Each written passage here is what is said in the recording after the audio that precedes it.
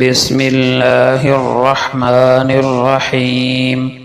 حضرت ابو امامہ رضی اللہ عنہ کا بیان ہے کہ میں نے رسول اللہ صلی اللہ علیہ وسلم کو حجۃ الوداع کے موقع پر خطاب فرماتے ہوئے سنا۔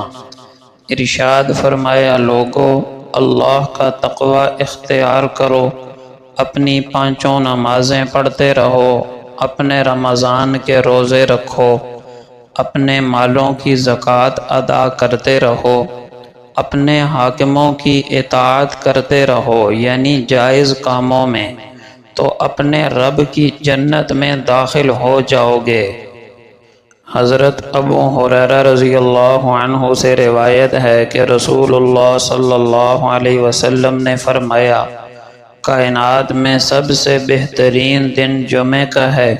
اسی دن آدم علیہ السلام پیدا ہوئے، اسی دن جنت میں داخل کیے گئے، اور اسی دن جنت سے اس دنیا میں لانے کے لیے نکالے گئے، اور قیامت بھی جمعہ کو ہی قائم ہوگی۔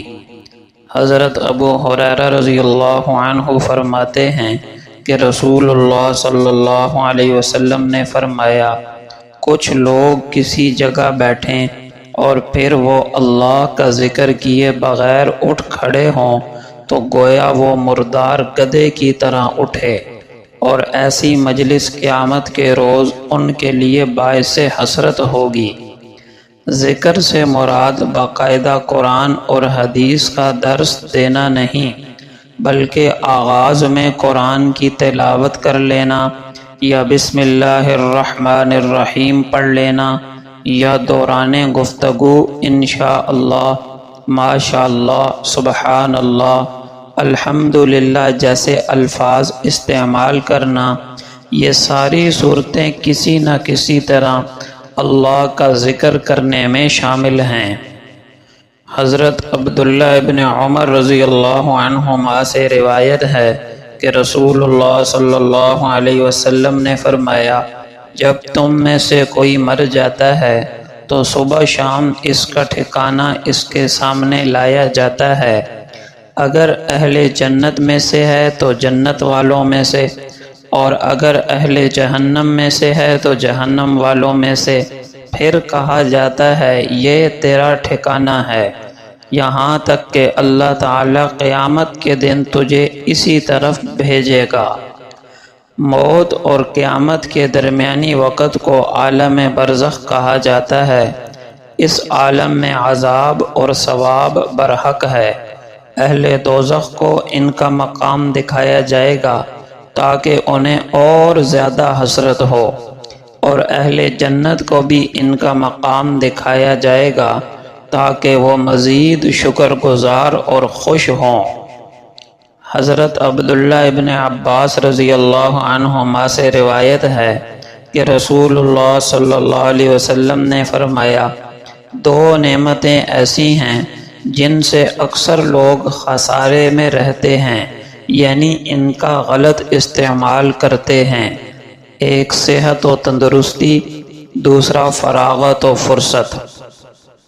اوس ابن عمیرہ رضی اللہ عنہ سے روایت ہے کہ رسول اللہ صلی اللہ علیہ وسلم نے فرمایا، کوئی گناہ کی بات جب زمین کے کسی حصے پر کی جاتی ہے تو جو شخص وہاں موجود ہو، اگر وہ اس کو دل سے برا سمجھتا ہے تو وہ اس شخص کی طرح ہے جو وہاں موجود نہیں، اور اگر وہ اس کو دل سے پسند کرتا ہے تو وہ اس شخص کے برابر ہے جو اس میں شریک ہے، اگرچہ وہاں موجود نہ ہو۔ سیدنا ربیعہ ابن کعب اسلمی رضی اللہ عنہ بیان کرتے ہیں کہ میں رسول اللہ صلی اللہ علیہ وسلم کے ہاں رات گزارا کرتا تھا۔ ایک مرتبہ میں آپ صلی اللہ علیہ وسلم کے لیے وضو، حاجت وغیرہ کے لیے پانی لایا تو آپ صلی اللہ علیہ وسلم نے فرمایا، مانگو۔ میں نے عرض کیا، میں جنت میں آپ کا ساتھ مانگتا ہوں۔ آپ نے فرمایا، اس کے علاوہ کوئی چیز مانگتے ہو؟ تو میں نے کہا، بس یہی چیز چاہیے۔ تو آپ صلی اللہ علیہ وسلم نے فرمایا تم کثرت سجود کے ذریعے میری مدد کرو۔ فائدہ یعنی نوافل کی کثرت آخرت میں آپ صلی اللہ علیہ وسلم کی رفاقت کا سبب ہے۔ سیدنا عبداللہ ابن مسعود رضی اللہ عنہ بیان کرتے ہیں کہ رسول اللہ صلی اللہ علیہ وسلم نے فرمایا روز قیامت میرے سب سے زیادہ قریب وہ شخص ہوگا جو مجھ پر سب سے زیادہ درود بھیجتا ہے۔ سیدنا ابو ہریرہ رضی اللہ عنہ سے روایت ہے کہ رسول اللہ صلی اللہ علیہ وسلم نے فرمایا میت جب قبر میں رکھی جاتی ہے تو وہ تدفین کے بعد واپس پلٹنے والے لوگوں کے جوتوں کی آوازیں سنتی ہے۔ اگر میت مومن ہو تو نماز اس کے سر کے پاس، روزہ دائیں طرف، زکوٰۃ بائیں طرف، اور دوسرے نیک اعمال مثلا صدقہ، نوافل، لوگوں کے ساتھ بھلائیاں اور حسن سلوک پاؤں کی طرف سے اس کی حفاظت کرتے ہیں۔ فرشتہ عذاب کے لیے سر کی طرف سے آتا ہے تو نماز کہتی ہے میری طرف سے راستہ نہیں، کسی دوسری طرف سے آؤ۔ پھر فرشتہ دائیں طرف سے آتا ہے تو زکوٰۃ کہتی ہے میری طرف سے راستہ نہیں، کسی دوسری طرف سے آؤ۔